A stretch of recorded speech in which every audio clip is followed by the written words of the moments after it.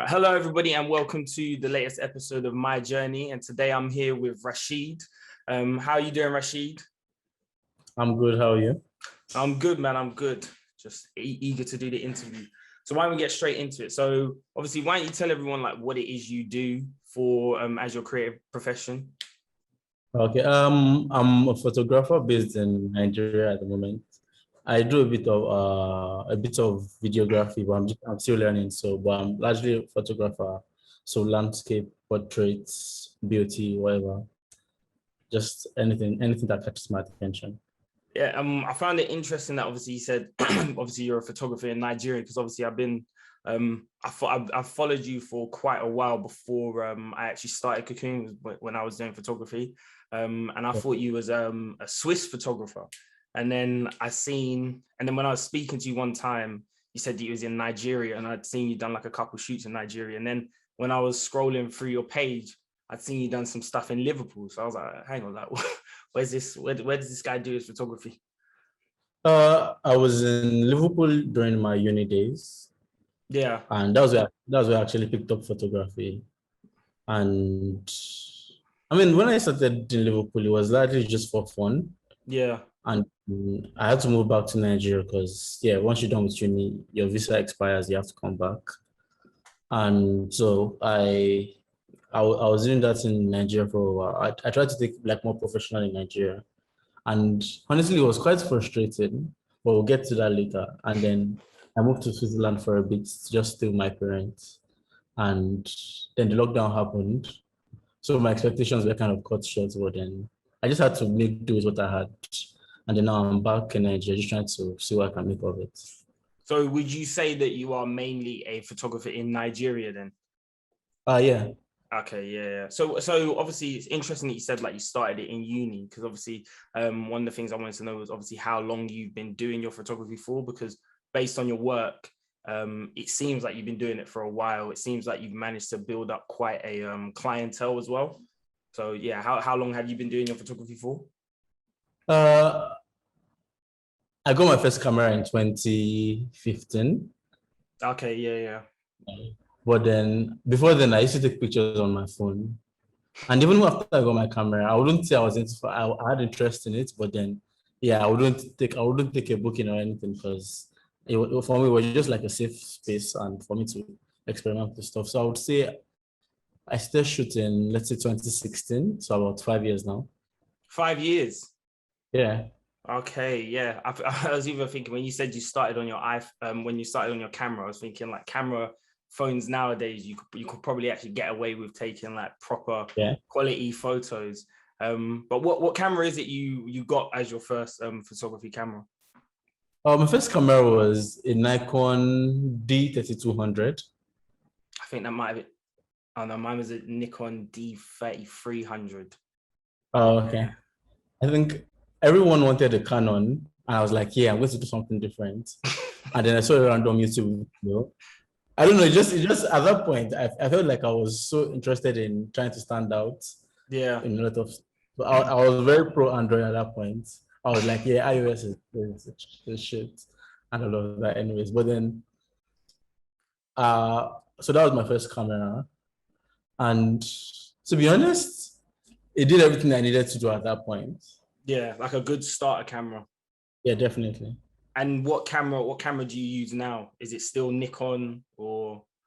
Yeah, I still use Nikon. I actually considered I changed my camera at some point this year. Yeah. Initially, I considered switching to Sony because they have like the best stuff now. They have a lot of lenses. But then I'm like, Sony? I wanted to switch to a Sony. But then, I was like, what? I have a couple of lenses in Nikon. Having to like get new lenses. I'm just like, what? I was looking Nikon. So I use a Z5 now. You're using the Z5? Yeah. I'm not familiar with that one, but you said that's a Nikon, right? Yeah, it's the mirrorless one. So okay. I used to have a lot of so mirrorless was like the best idea I could come up with. Yeah, because even now that you just said like you had a bunch of lenses, but like the lenses are probably like the most expensive part of like photography because like you need so many lenses for like I got different them cheap situations. lenses. Most of my lenses are cheap, but they just worked for Nikon and it just made sense not to switch or throw all of them out of the way. But yeah, definitely lenses actually. I feel like in terms of digital photography, lenses are about a third of the work. A third. Because most times when you see a picture, you can be like, okay, this was probably the lens they used. No one ever really says this was the camera they used because you really can't tell. But then lenses kind of have like huge impacts and stuff. So I think lenses are what I think I would rather change a lens than change the whole camera if the camera isn't broken. you'd rather change a lens than change the whole camera. Would you sorry, you lost me on that one. What do you mean by that? So it's like if at the moment I'm given about £1,000 to invest in gear, I'd rather get a new lens Oh, okay, yeah. and a new camera. Yeah. The lens is more important than the camera. I think the camera just Yeah. kind of allows you, it gives you more features, but the lens is like where the quality's at. But I think I think a big mistake that a lot of people make when they like want to enter into photography is the assumption that like the gadgets basically allow make your work better, when in fact it's more like the visual, the vision Definitely. and the skill behind the photography, because there's so much in it. Like even just the way a hand is positioned makes the photograph look like 10 times better than like an unprofessional positioned hand, if you get what I mean. I think when I started, every time I took a picture, people were like, "Wow, you have a very nice camera." And it's like, yeah, the camera doesn't take the picture, I do. Well, I mean, over time, it's like, yeah, I don't care anymore. But then at that point, it annoyed me a lot because it's like they're not like, "Oh shit, you take good pictures." They're like, "Oh shit, you have a nice camera." Yeah. Like, I don't think that's how it works, but yeah. I think they mean well. It's just, but that's what I'm saying. Like people that aren't in this world of like creativity. I feel like it's a common mistake for them to make. Like they'll assume that, oh, the lens is sick, the camera is sick, and yeah, it is. Like they are amazing things to have, but at the end of the day, it does come down to the person and like the creativity behind it, and even the editing as well. The editing is very important. But what I want to know is like, what encouraged you to get into photography? Because obviously you said you started when you was in Liverpool, so when you was at university, which is similar way I started when I did do photography. But what encouraged you to go down the photography path?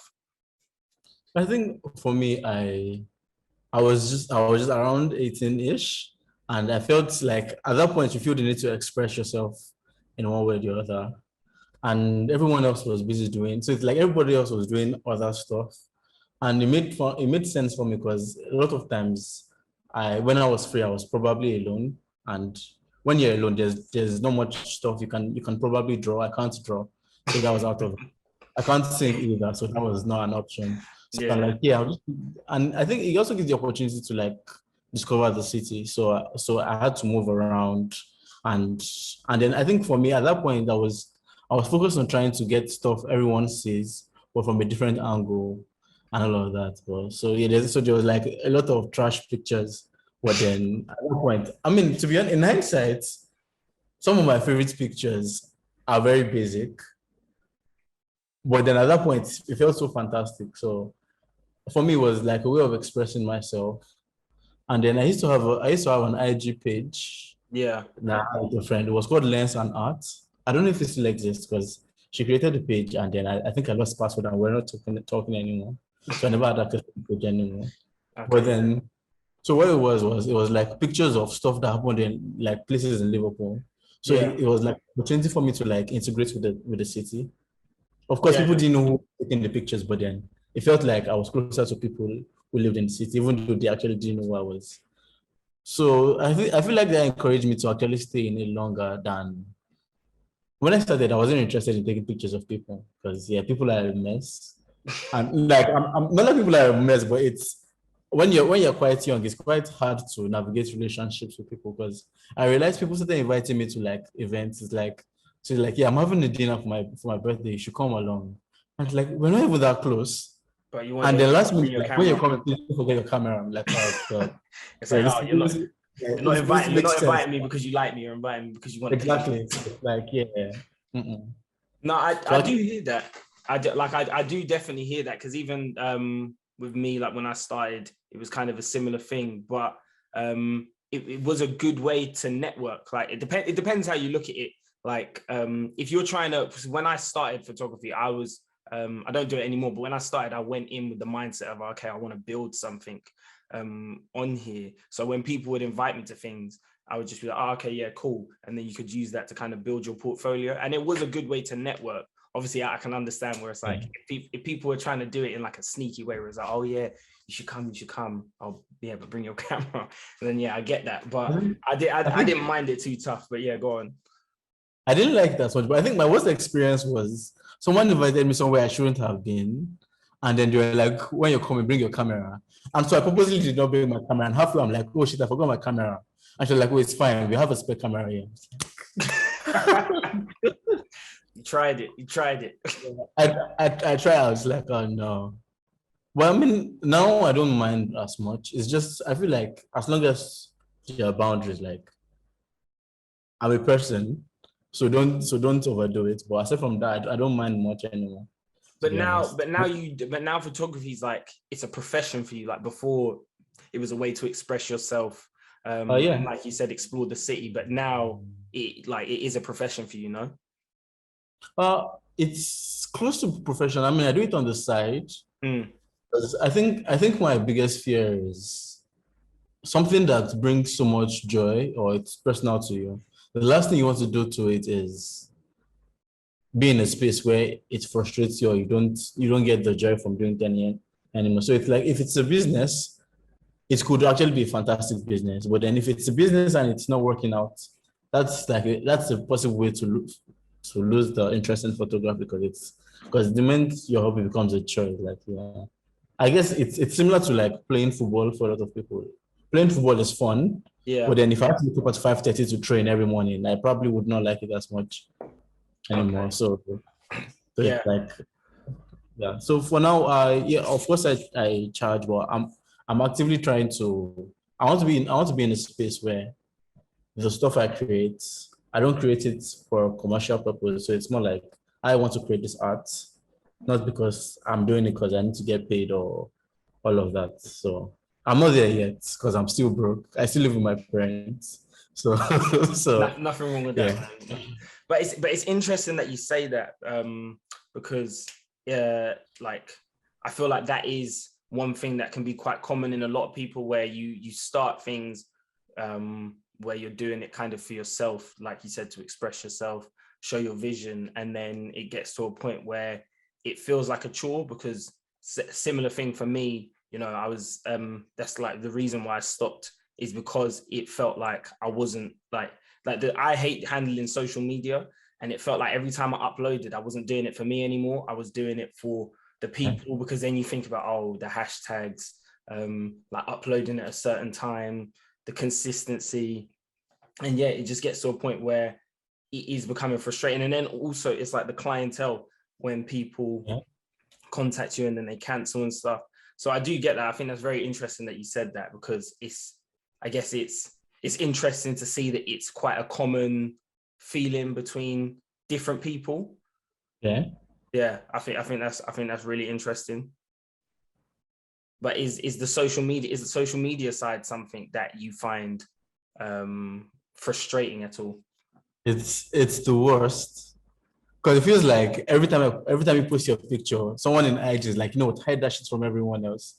So don't let people say that. So and then I don't like it's social media. I don't want to have to figure out what's the best time to post and all of that. Because like when I'm taking pictures, I'm not thinking about social media. I'm thinking about what works. So so I don't actually take pictures with concept of like what caption I'm going to use for it or anything. So going there and then you post your picture and people are like, oh shit, you posted like 2 weeks ago. I'm like, yes, and you did not like it. It's like, well, I did not see it. So it's very tricky and then you have to consistently post stuff. and Yeah. that's not for me. Like I can't post like 3 pictures a day, or it just wouldn't work for me. So But does it bother you? Because for me, like when I do something, it bothers me when I don't keep up with it. Like even like just simple stuff when I don't keep up with it. Like for me, I feel like in my mind, I feel like I have to start again. Does it kind of bother you? Like you said, like you didn't post one time in like 2 weeks. Does it bother you that you don't post in 2 weeks, or do you just, is it just whatever? Like you just post to be again? honest, I think what bothers me is sometimes you like, because as creatives, our work is it's quite personal. So if I think something is fantastic, and then I post it, but then the algorithm messes me up, Yeah. that bothers me a lot more. So it's like I'm okay not posting. I have the picture somewhere, but then if I post it and I get an underwhelming response, I don't know. For me, it's a lot. So I think that's why for a while I don't actively post. I'm trying to now, but then to be honest, I just take pictures and I tell myself that yeah, you can do it if you wanted to. And I think for me that's enough. Like the ability, like if I see a fantastic picture, I can be like, oh yeah, I can recreate this. It's not much of a problem. That works for me. But then having to post and keep up and I don't know, it's a lot. Social, like Instagram is a lot right now, and then now they want us to make reels. I'm not that Yes, funny in yeah. real life. I don't have anything. I don't have anything to show. I just want to take pictures. I don't want to be dancing on social media. It's not for me. So Yeah, I definitely hear where you're coming from with that, but it's just a feature. Like that's the thing. And when one of my previous interviews with one of the girls, she was a photographer as well. Like one of her advice was just like, do you like, don't worry about whatever like other people are thinking in terms of like the Instagram and stuff. Like just upload when you want to upload. But like with Instagram adding in all these new features, they say that like it's important to use them in order to like maximize the growth of your account. So I do hear that. I don't necessarily think the reels apply to you as a photographer. There is stuff you can do. I wouldn't necessarily say you have to dance. Like you could just do like what I use for my photography. But yeah. I do 100% hear what you're saying. But with photography, did you always see yourself going down this path? I know you say it's not like a full-time thing for you, but did you always see yourself going down a route of photography, or was there like something else you had in mind? I think I've had daydreams of where I travel around the world and take pictures for a Yeah. living. But in the current space, it's not very feasible. It's just becoming quite lucrative now to be a photographer in Nigeria.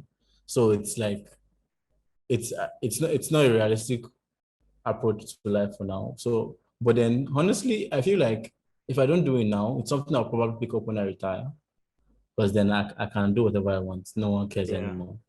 But then I don't know. At the moment, I don't think it's something I want to do for a living for now.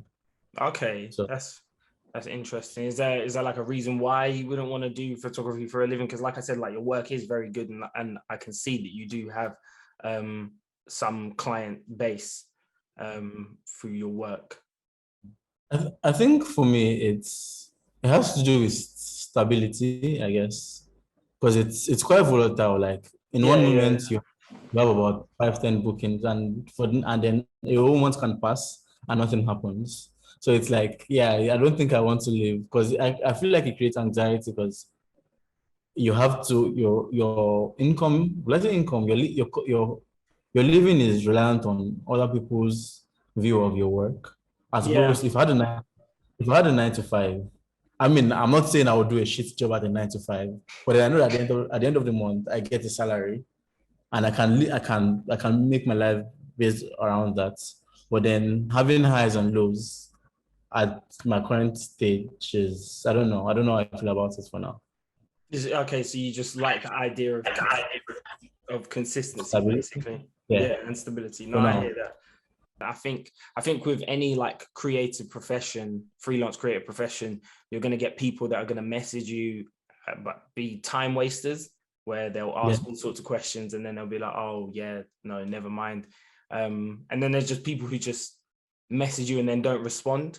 And that having that like people getting your hopes up and then crushing it on top of like inconsistency of work, I think it can be bad for your mental health depending on how Yeah. you are as an individual.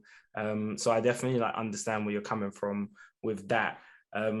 But with your photography, do you remember your first job? My first job was, oh yeah, there was Your first paid job, sorry, your first paid job. yeah. Yeah. There was we had just finished exams, and then there was a party in the club, and I got paid 50 quid to shoot like the whole stuff. Yeah. It was, The whole event. yeah. I mean, in hindsight, the pictures were shit, so I guess it cancels it out. But then, because I think at that point, I had not shot an event, and it's like every knowledge I had at that point was theoretical knowledge. Like I'm like, so in reality, this is how it should work. But then sometimes you realize that what you know, unless you actually practice what you know, you actually don't really know it. I don't know if that makes sense. Not to me. So it's okay. So it's like let me give you an example. So it's like I can see like okay, let's start with my journey in videography. Yeah, like I see a lot of stuff, and it's like, yeah, I can definitely do better than this. Like in theory, I know how things should work, but then once you get to the sets, it doesn't always translate that way. Oh, okay, yeah. No, I definitely hear what you're saying with that, because I was even gonna say like I think these two kind of tie in, because I was gonna ask, like, do you remember how you was feeling at that time with your first job? Like, do you like, were you feeling nervous? Because I can imagine, like, I think with me as well, like a couple times, not necessarily in photography, but like you've said, like in theory, you know how it should go, and in your head you've got it all planned out, but then when it comes down to it, it's like it's very different. It doesn't go Yeah. exactly how you planned it. So do you remember like how you were feeling at the time of your first job? Especially I because you think, know that people are like relying on you as well. yeah. And now that you're I being feel, paid, I it's feel like serious. I feel like when I started photography, I was probably a bit too cocky. I wouldn't say cocky, but I watched a lot of YouTube videos, yeah. So I assumed that I knew stuff. Yeah. So in my head, it was like, yeah, nothing can go wrong. And everything went wrong. So it was so for the first job, I actually wasn't nervous. But even up to now, sometimes you have a bad shoot and it kind of grounds you. Yeah. So it's like every shoot and it doesn't go anywhere as good as you thought it would be. And you're like, okay, maybe I need to go back to the drawing board and fix a couple of things up. So even now I still get nervous over certain things, but You still get nervous now. yeah, it's just I think now I can handle it. Like I can be nervous, but it might not show. Yeah. Okay. Yeah. Yeah, experience doing stuff, and then I think for me it's like if so like there are certain techniques or light setups and all of that if all fails, I just go back to that. So that would work. But then for now, for example, let's say I'm trying to do something creative or something artsy. I have an idea, I have a plan in my mind. When I'm shooting, it might not work. So I just go back to what I know works. Yeah. And that's like I think that's like the upside of doing it for a while. That you Yeah. don't yeah, I don't break down in front of my clients. I just do something I don't else. think that'd be very reassuring. Just having like So a mental break. I think the most daunting part about photography is everyone on set looks at the photographer and think they know what they're doing. So it's like Yeah. the makeup artist, the stylist, the model, everybody thinks I should have answers. But I'm also confused. I don't know what I'm doing sometimes. And then, but you can't show it because Yeah. if You your can't. model Yeah. if your model thinks you don't know what you're doing, she doesn't feel confident in what she's doing anymore. It kind of spills into everything else. But sometimes it's just me pretending to know what the fuck I'm doing, and it's like, yeah, hopefully nobody figures out I don't know what I'm doing. So So do you feel like a lot of your, not necessarily your photography, but do you feel like a lot of photography in general is um partly winging it and just kind of seeing what's working at the time, and just kind of maybe kind of figuring certain things out as you're doing the set? I think a bad shot is better than no shot. Mm-hmm. So if you're nervous or stuff, it helps no one if you break down or you don't take pictures. Because I feel like even when you're stressed, you can still take a decent picture. It might not be the best, but you Yeah. can still come up with something. But then if you're too much in your head, if you're too much in your head, you might not actually take a picture. And so I feel there's sometimes where, because of the vibe the model has, it kind of inspires you to like figure stuff out. But Yeah. then, if I'm too much in my feelings and I'm trying to figure it out, I don't actually realize that I'm actually not the only person creating here. Because there's me, there's the camera, there's a lot of other things going on. So if I'm not 100%, I can kind of hope that everything else is 100% and then they can help me out. If Yeah. that makes Yeah, no, sense. I definitely see that, because now that you say that, I even remember one time I was doing something. It wasn't a job. It was actually something I wanted to do, but I called the girl. She was down for it. But her confidence in the modeling side of it helped me feel more confident, because it feels, Yeah. because it just kind of feels like you're not doing it alone, and it's like, Yeah. them being confident, they already know. Like, remember how I was saying at the beginning, how you position your hand makes like a Yeah. photograph like a little bit better. Like, her being confident in how she poses and whatever, like, it made me feel confident as well, like in what I'm doing. So I definitely I definitely get what you're saying with that. I don't know if that's what you mean by that. Yeah, that's what I mean actually, because the last thing you want to do is, I don't want to do everyone else's work for them. So it's like, if I'm working with a model, I expect that she can do some of the work and I don't have to. Yeah. So if I'm doing a terrible job at photography, I don't have to do a terrible job at modeling, but someone else is modeling for me. So that's what I mean actually. It's similar to what you're talking about. Yeah. But do you feel like through your experience, you know how a model should pose? Because when I was interviewing someone else, they was like, they said that, like, when someone's not posing right, like, they just tell them, like, they're just ruthless about it. They'll just be like, look, like, it's not working, like, you have like a double chin or whatever. Like, she'll say that. Do you know how, like, the person I modeling think for you should stand? Do you ever direct them?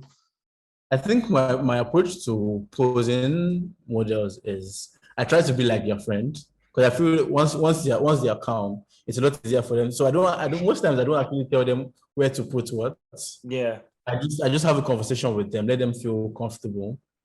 And once they feel, because most times once you have a shoot, you're meeting the model for the first time, she is nervous, Yeah. you are nervous, and if you don't communicate, it never really goes away. But then if you're in a space where she's having a good time and you're having a good time and you're talking and laughing and all of that, chances are that she's going to do something that works.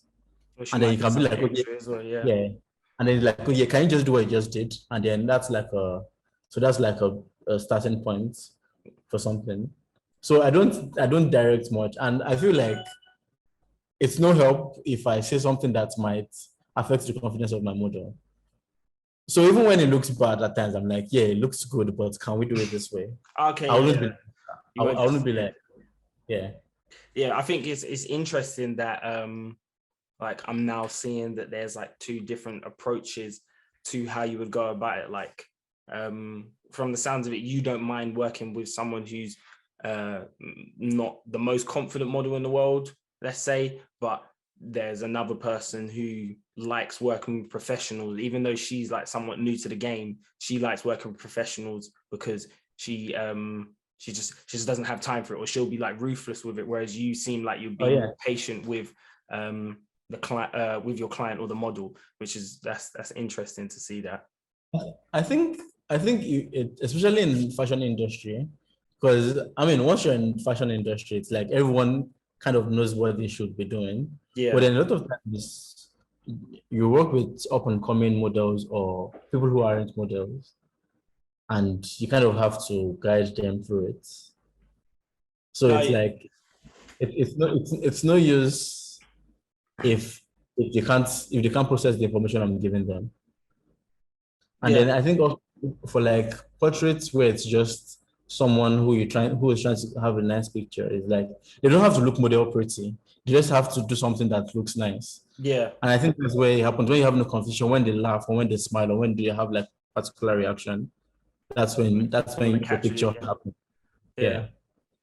Do you, So when you're on set, do you feel like you take like a lot of shots, or are you quite like precise with your pictures? So like with me, for example, I feel like this kind of maybe has something to do with the confidence I had at the time, where I would like to take a lot of pictures in that moment. So I'd be like, but I don't know from another person's perspective. Do you? I take a lot more pictures because I have a course here. The best, like in the whole shoot, my favorite pictures are never in focus. So I kind of have to take as many as possible because the worst thing that can happen to you is all the good pictures have minor errors you can't fix. Yeah. Okay. So for me, it's like, I don't want to end up taking 500 pictures in one shoot. But if it takes 500 pictures to get a good picture, I would take 500 pictures. I don't mind. I don't mind taking like 500 pictures just to get, because at the end of the day, I want to walk away with at least 3 good pictures. Yeah. I feel like three is the right number. Yeah. So if it takes 500 pictures to get 3 good pictures, I don't mind. I feel like that's a fair trade. And for me, it's like when you take 500 pictures, I feel like even the bad pictures, there's potential to learn from it. I never studied my bad pictures; I just delete them. Yeah. But there's actually potential to learn from it because there's value in seeing what you did right, but there's also value in seeing what went wrong. Yeah. So it's like if everything else is right, but the hand is wrong, you can highlight that and show someone that this is what not to do, or it's like something I need to pay attention to. But okay, yeah. Then most times I'm too busy trying to edit the pictures. I actually just delete what I don't use. But in reality, there's the opportunity to learn from it when you think about it well. Do you feel like obviously you've been doing photography now for I think this would be like your 6th year. So do you feel like you know how to kind of use the camera to its fullest almost? So with like all the props, the lighting, the aperture and all sorts?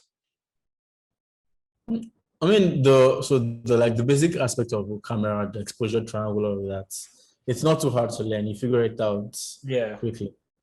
White balance, I just leave it on auto a lot of times because stuff is constantly changing. Yeah.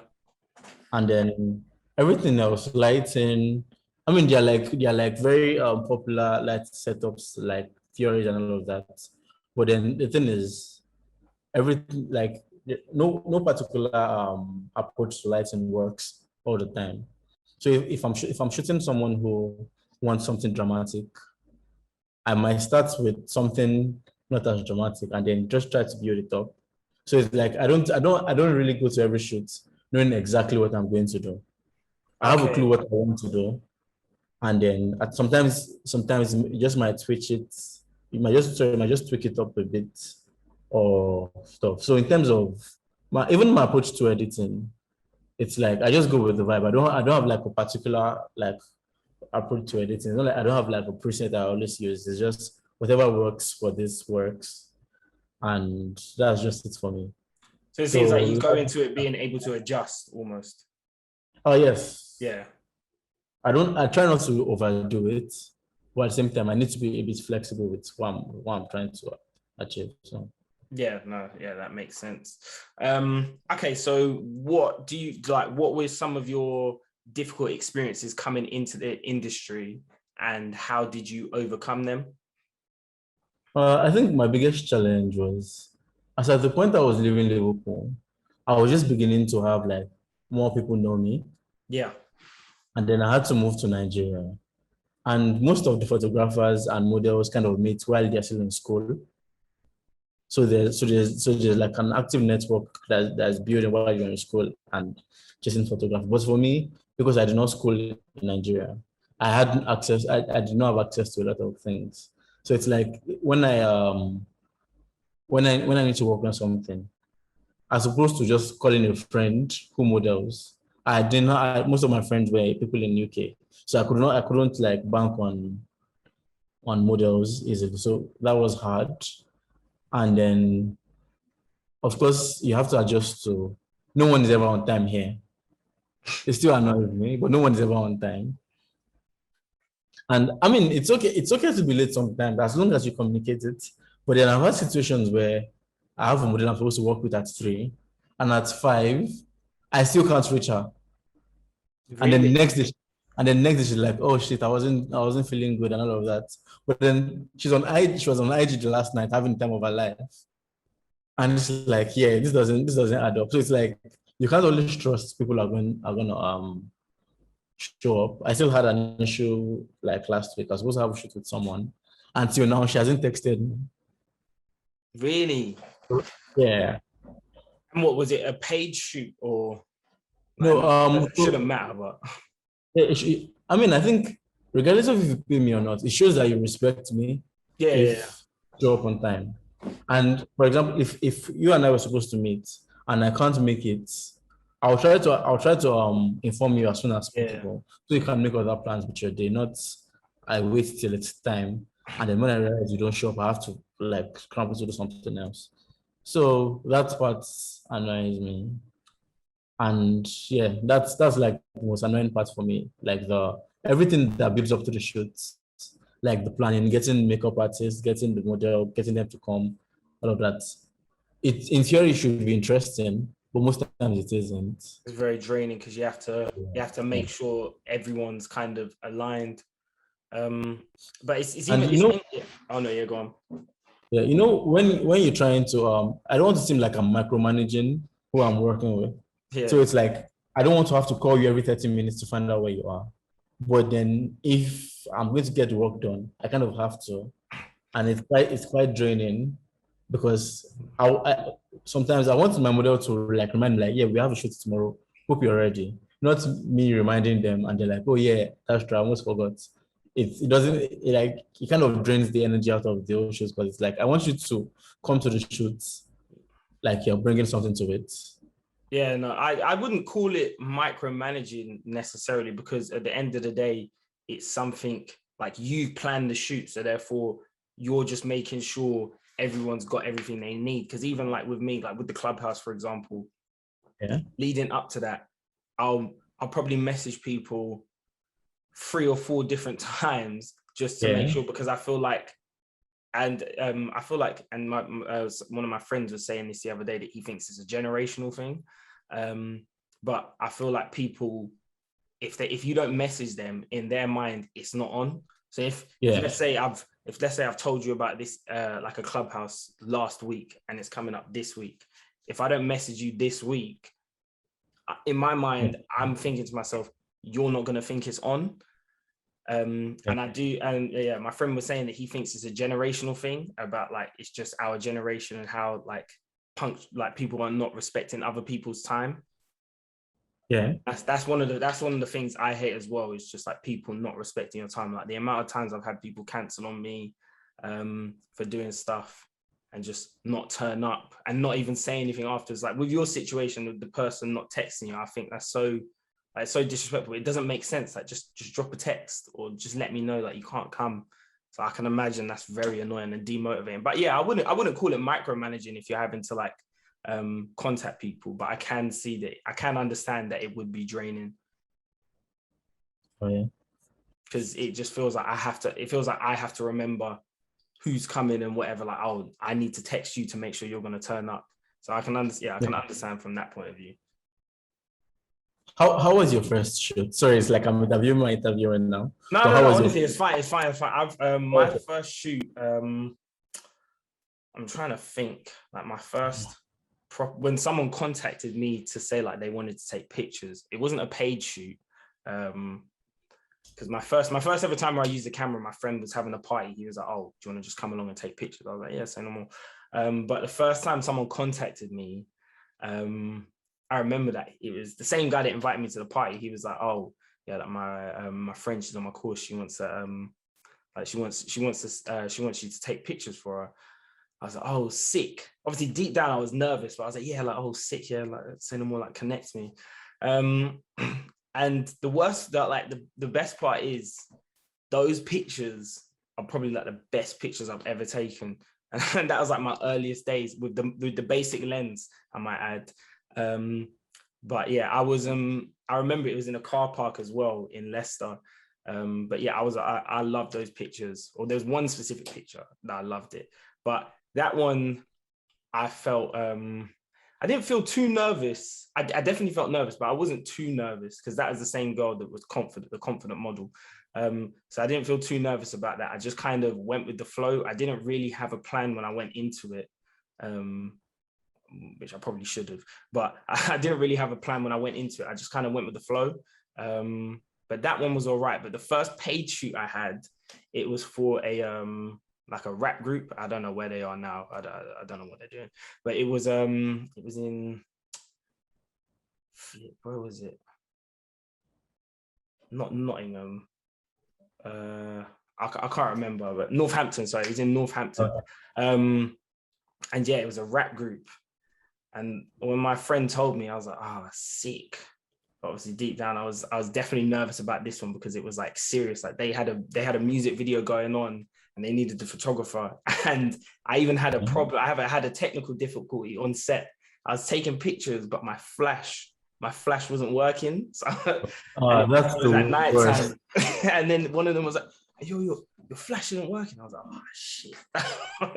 I felt so unprofessional in that moment. I was proper like looking at my camera, like wondering why. Because I'd even asked them, I was like, oh, okay, like run it. I even did like some directing myself. I was like, yeah, like do the music video again, but like rap into the camera so I can like capture pictures whilst you lot are going.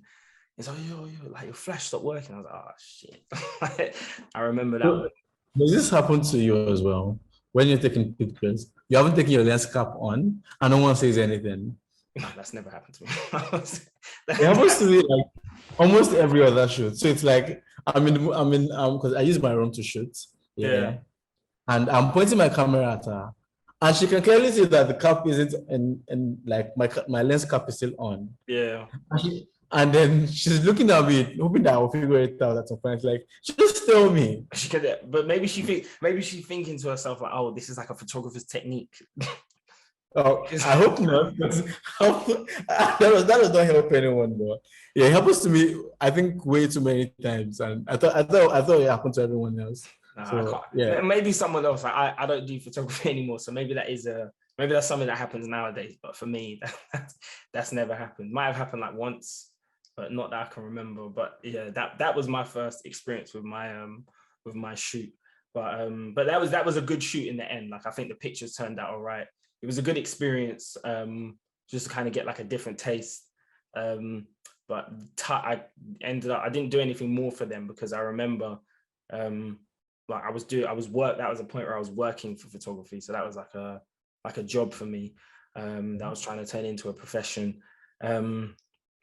And when I was at home one time, he was like, "Oh, do you want to come to like one of our like, can you come and take pictures at one of our concerts?"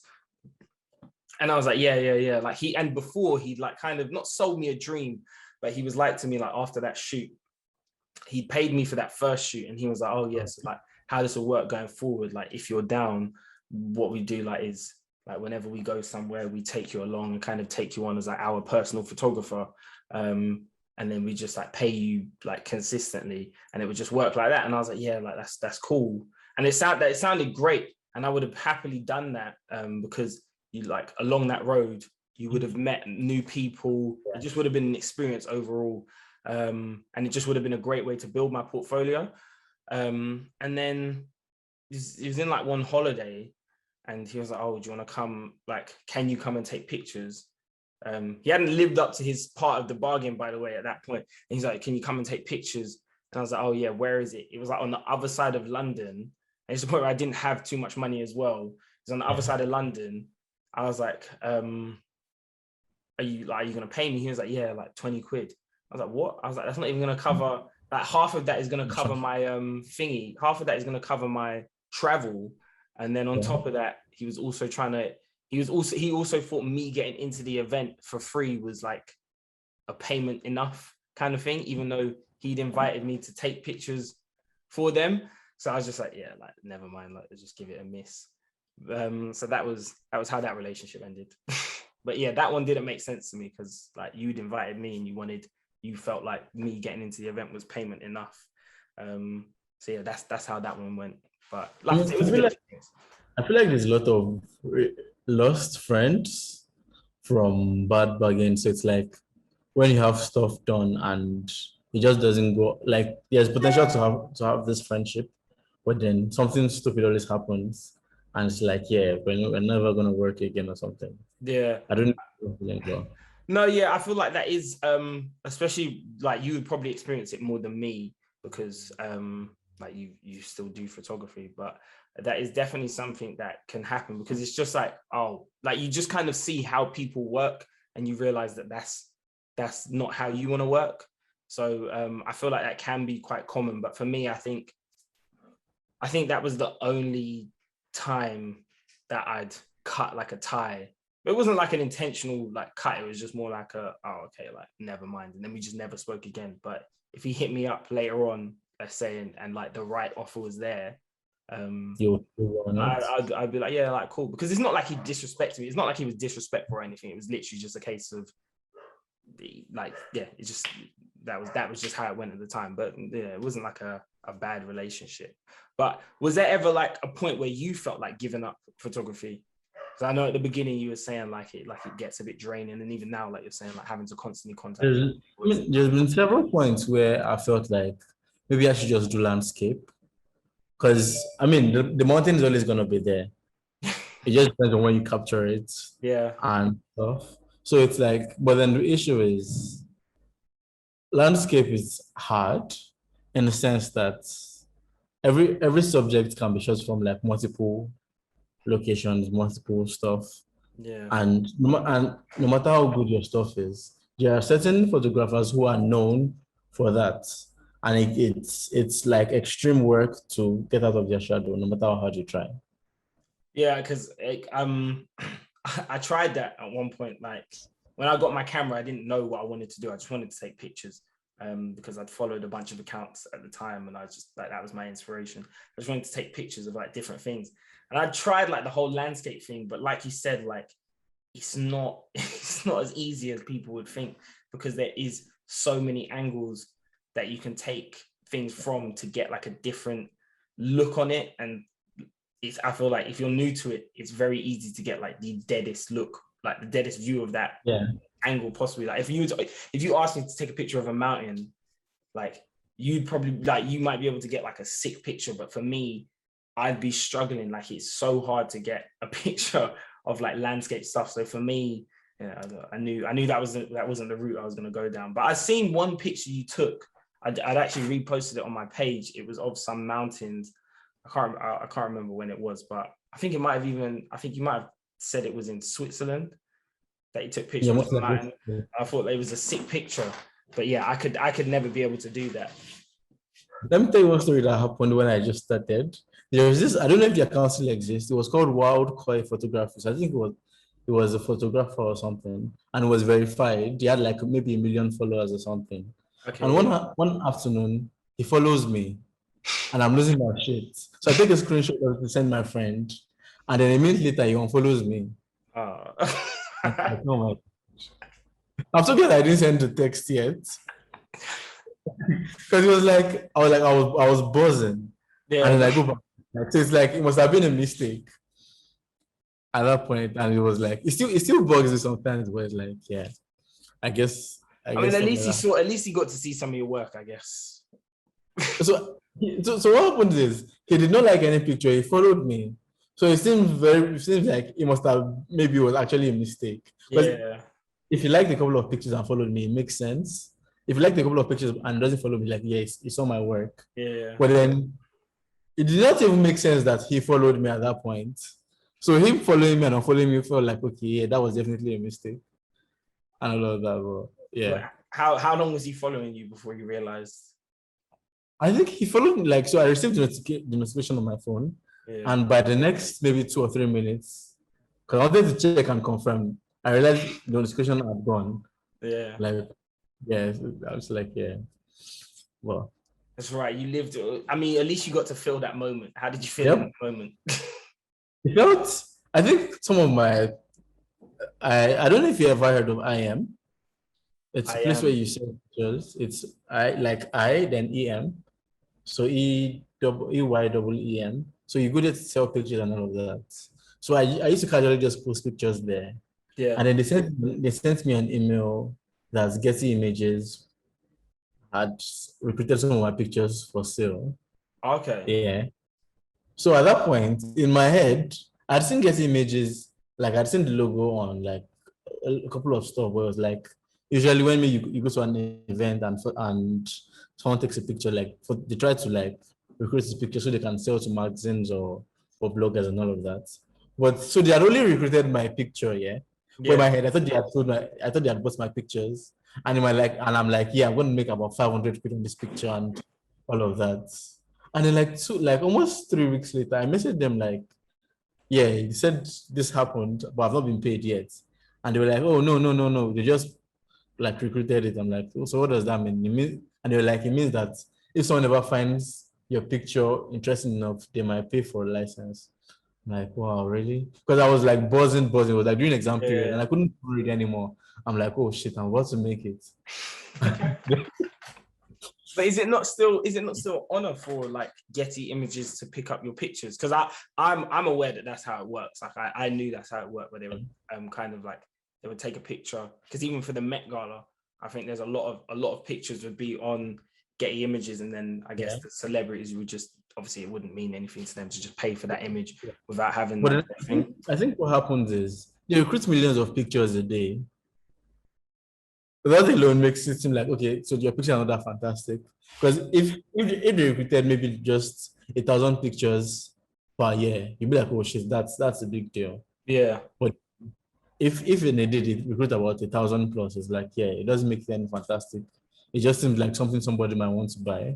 Yeah. And then I remember when I finally started selling pictures. I mean, it wasn't consistent, but when I can remember, so I reversed Google search it. So you can upload like a picture and see where the pictures are. So someone had taken a picture ahead of me. I think I was on a stool, and then it was about Black queer men and mental health. Okay. And it was quite funny because, I mean, it was a picture of me.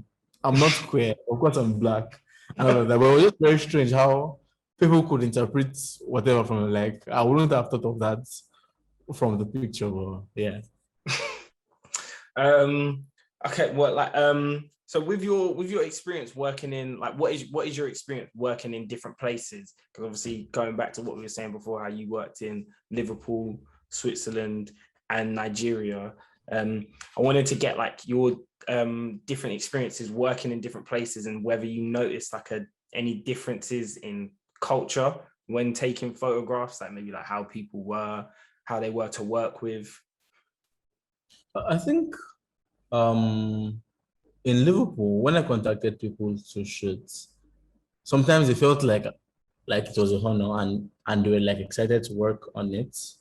Mm-hmm. Yeah, but and when I moved to Nigeria, there's like thousands of photographers everywhere, so it's nothing that special.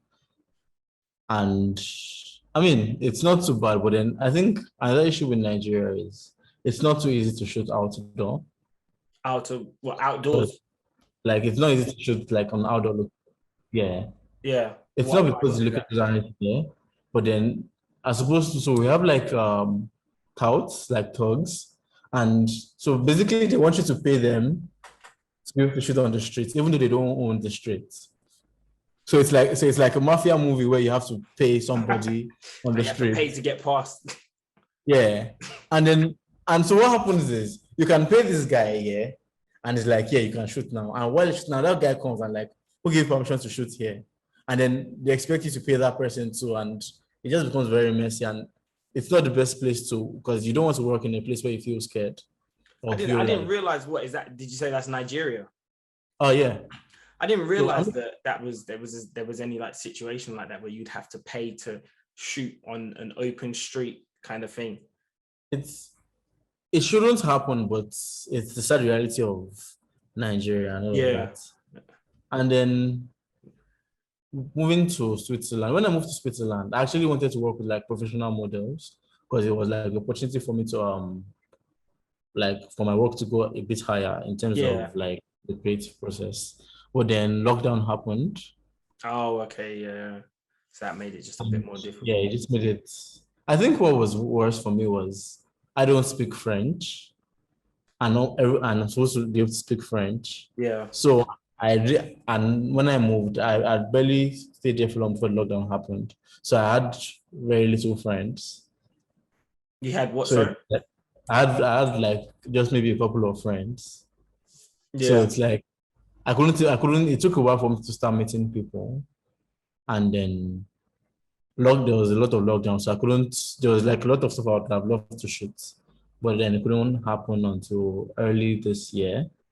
But then I've been back since May, so the opportunity I had like a whole year of opportunity just wasted. Yeah. No, Well, yeah. I feel like lockdown did that to people. Would you go back to Switzerland to kind of regain that opportunity? yeah, I might You said actually. did you say that's where your parents live or something? You said you stayed. Yeah, for now.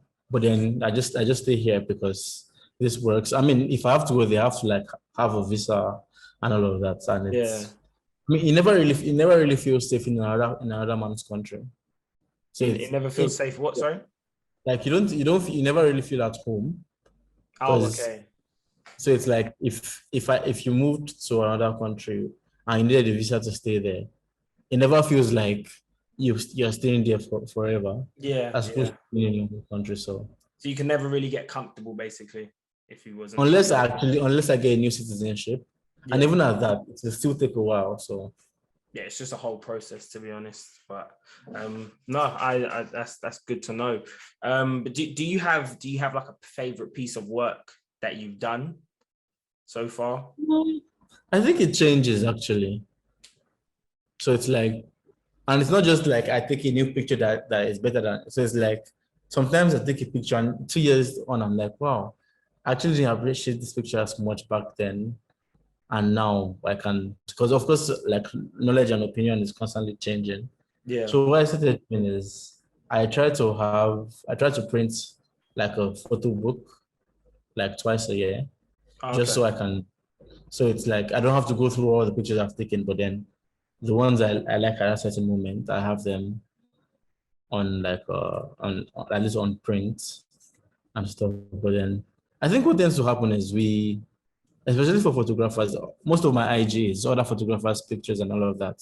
So it's like I'm constantly seeing new pictures. So I'm constantly questioning the quality of my work Yeah. because Okay. No, I hear that. like more like the threshold keeps getting higher. So it's like what was considered a fantastic work of art maybe 5 years ago might not be that because everyone can do it now or Yeah. and stuff. Is there not So like obviously? Oh no. Yeah. Sorry. Go on. no, so I don't think for now I don't have a favorite. I have a couple I like, but I don't think I have a favorite for now. So there's not like one piece of work that you can consistently say, like when you look back at it, like for example, like for me, that first shoot I did, I can always say that, yeah, like I feel like that was my best photo. Do you not think there's No, like no, one? I definitely like a couple, but I don't think I will call them my best, my favorite. So like there are definitely pictures I like, but then I probably won't say like my best, my best. But even just your favorite, like this, like Yeah, yeah. yeah. Okay, but okay, so with that, like, how do you go about measuring the quality of your work? Because I know for like some people, they often look to others to kind of tell them whether their work is good or not. So they'll be like, oh, like, what do you think of this? And if say someone said that, like, oh yeah, that's dead, I don't like it, or that's it, uh that's how they'll kind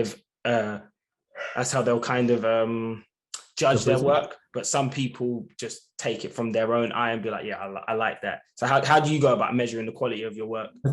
I think it's a bit of both because whether or not we like it, the quality of our work is kind of suggested by everyone else. So it's like I might think something is a fantastic picture, but if the rest of the world thinks it's a bad picture, maybe I'm the one who's wrong. Yeah. I might still like it, but then it might not be as so whether or not so it's like I don't shy away from external validation. Like I mean I can see a picture I like and think it's fantastic. People might not see the value in it. But then I feel like of course when people appreciate your pictures more, you kind of be like, okay, yeah. So it's like if you have a picture like, I'm sure this is good, but I'm 100% sure. But people liking it, it's like, yeah, I'm 100% sure this is good. So it kind of helps when people, I mean, not everyone has to critique your picture, but it helps when people around you like your picture and stuff like that.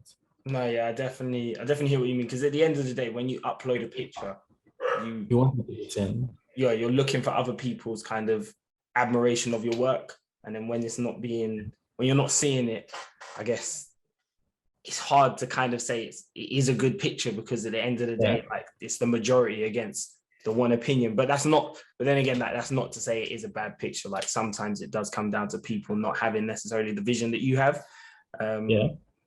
So yeah, I guess that's kind of where it is with that. But do you like, what platforms do you use to like sell and promote your work? And which do you find most effective, or do you kind of use any of those platforms at all? I mean, everyone posts their pictures on IG. I'm trying to work on a website. Yeah.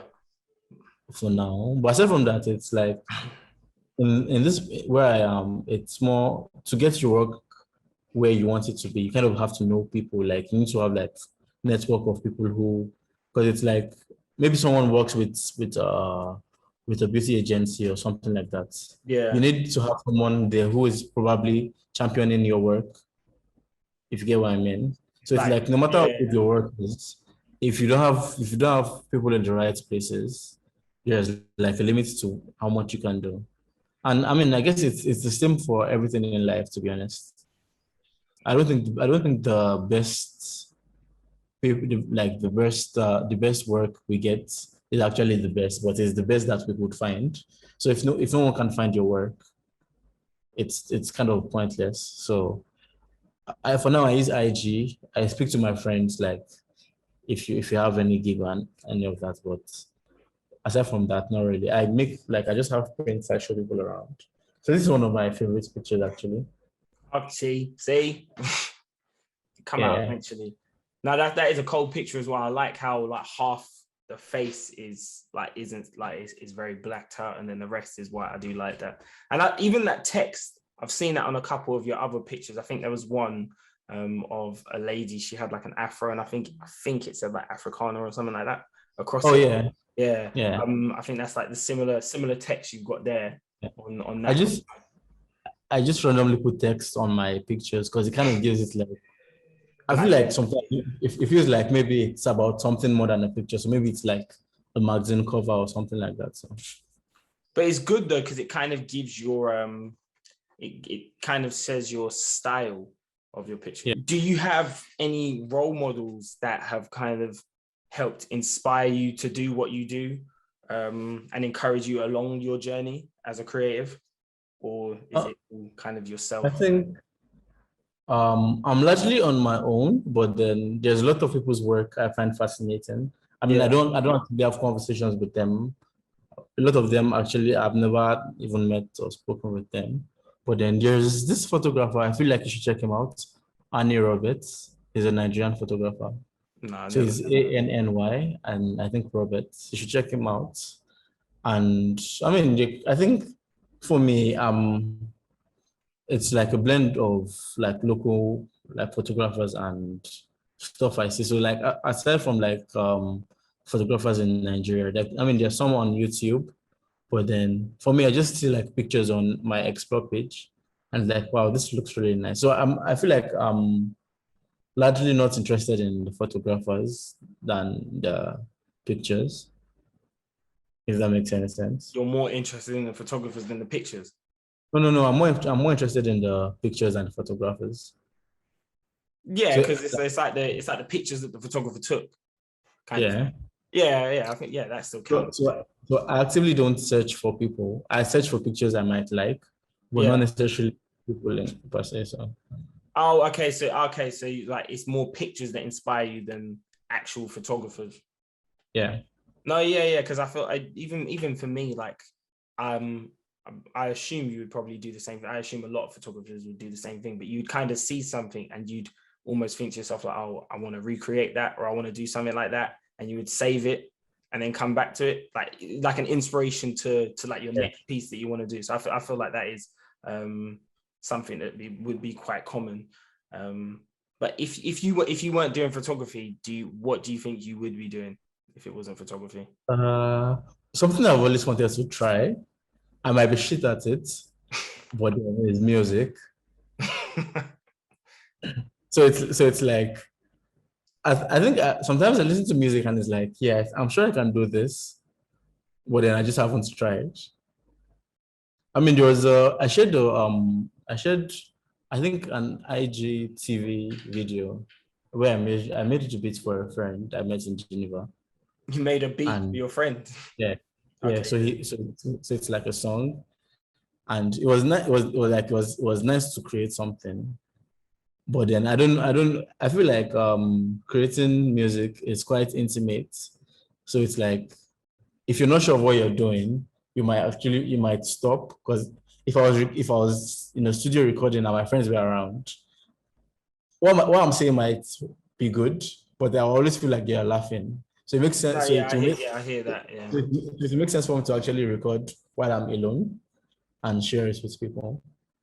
So what you think? But then, So you think if you wasn't doing photography, you'd probably go down the path of music, or you yeah, would probably try and go down the path of music? I would try. I wouldn't say I would try, No, because that's I mean fair.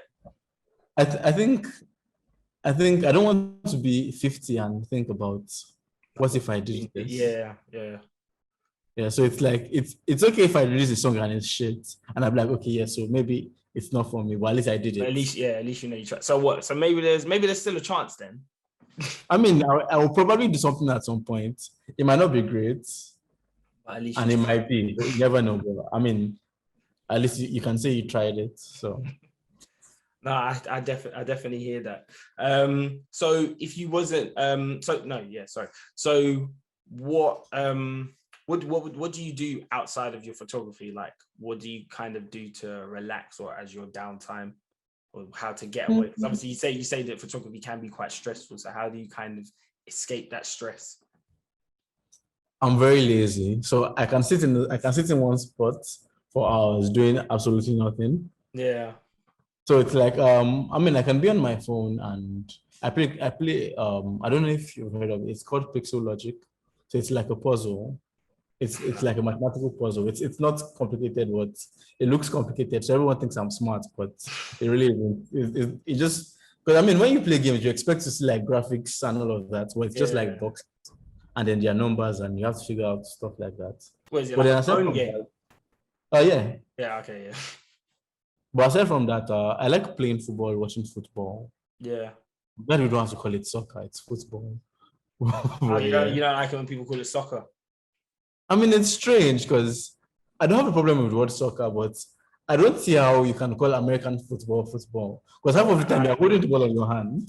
I look at like that's probably something that comes across my mind very frequently. Like I'll think to myself, how can you call it like because football was founded before American football, Yeah. and then they'll call it soccer, but it's like, how can you change the word that we've created? And the worst part is they kick the football, or they kick their football Yeah. every now and then in a game, but more times you're throwing it and running with it. Whereas like actual football, you're actually just playing with your feet, unless you're a goalkeeper. But even then, more time you're kicking it as well. Exactly. So I definitely get that. But was that from your time in England that you became like a big fan? No, I mean we've like even here it's like major sport in Nigeria. Oh, okay, yeah. And I'm a Man United fan. I don't know how you would take this. I'm a United fan. I'm a United fan as well. Okay, so that means we're both depressed then. Wait, why are you depressed at the moment? Just so we're on the same page. We have a terrible coach, but then I feel like we are not willing to address that. Only can't take us where we need to be. I think a lot of people, there's a divide in the fan base. I'm with you on the fact that he does dumb stuff. Like, for example, his substitutions are poor. His treatment of Donny van de Beek is disgusting. Yeah. And the fact that he constantly uses Fred baffles me. Oh, good. But at the end of it, like he is like a good man manager. Yeah. Like how he handled Pogba with that whole situation last year, I think was good. I think he's someone the players like. Yeah. That can get you somewhere, but I feel like at some point you need someone who can inspire more than that. Yeah, I think he's just he's just scared. Like he just plays a defensive way. that's not entertaining. So I think he's scared to lose. And I feel like for him, if he can like scrape a win, he doesn't mind that. But I think a lot of the fan base, we're looking for him to like use our players properly. Like I think it frustrates people when they see Pogba on the left. It frustrates people when they see like Fred and McTominay on the pitch at the same time. It frustrates people when like it just frustrates people when he plays like two defensive midfielders, and then on top of that, it frustrates people when he doesn't play Donny van de Beek, because I think he's just scared. But I'm hoping now that with Ronaldo, it would kind of force him to make changes that he wouldn't necessarily want to make. But I don't know. Like I'm half and half. I'm half Ollie out and half Ollie in, because I do feel like he's been the most consistent manager we've had since Alex Ferguson. Like David Moyes didn't even make it halfway through the season. Louis van Gaal just had pure, like just a bunch of. Van Gaal made me actually enjoy watching press conferences, because what's he gonna say this time around? I do hear that. Even Mourinho, like he was entertaining, because towards the end of his time at United, it was just arguments. It was always like, talking about the Champions Leagues and the Premier Leagues he won. Like he was just beefing everyone at that point, and then I think he was even beefing the board to a point where then he got fired. But I don't think Ollie will be fired, because I don't think so, sadly, because of the board we have as well. Like you can just see that based on the way they've like treated the club over time, like they're happy with what they're achieving, which is obviously like the top 4 and receiving Champions League football. But if he gets, I'm not going to be happy with top 4, but he just needs to play like one defensive midfielder. He just needs to stop Fred. We need to win something. Him just constantly making semi-finals and finals and not winning. That's not on. But he has to win something this season. With Ronaldo, it's like a given. But I think we'll have more chance of winning the Champions League than we will the Prem. Definitely. But okay, so now obviously like the coming to the end of the interview, but based on all your experiences and stuff, what advice would you have to give to other aspiring photographers or people who maybe have been in like a similar situation that you've been in but are stuck at this moment in time in their journey? I think for me, I keep telling myself, nobody knows what they're doing, so we might as well just do it. So it's like, don't feel it like you need to figure everything out. Life happens whether or not you understand it or not. So just wing it until you can understand what you're doing. No, so, I like that. A short, simple, but I feel like I look at life, or I try and look at life like that a lot, because at the end of the day, like you don't want to, like you've said before, you don't want to get to the like a point in your life where you're like, oh, I didn't do this, I didn't do that, I could have done this, I could have done that, I wish I did it this way, I wish I did it that way. Like, because you're just going to live in regret. Like, you just kind of need to go for these things. So I like that advice there, and I definitely agree with it. But yes, thank you, obviously, Abdul, for coming on. Your journey has been great to hear, and obviously I've enjoyed hearing like the different obstacles you've had in your journey. And thank you again for coming on, and I hope we can do this again sometime. Yes, definitely. I mean, if I'm ever in UK, we should definitely link up. And 100%, man, 100%, no doubt. Yeah. Would you ever come to London, or would you just go straight back to Liverpool? I don't have a tie to Liverpool. I mean, I like the city because I lived here for a while. But then if I visited UK right now, it depends on who I'm going to visit, to be honest. So I don't think London is quite busy, but I can visit London if I have a reason to. But then I don't know. Nah, yeah, it's calm. Don't worry, we'll figure it out. But we'll definitely meet up, man. But thank you again for coming on. I hope you have a great day. Yeah, have a nice evening as well.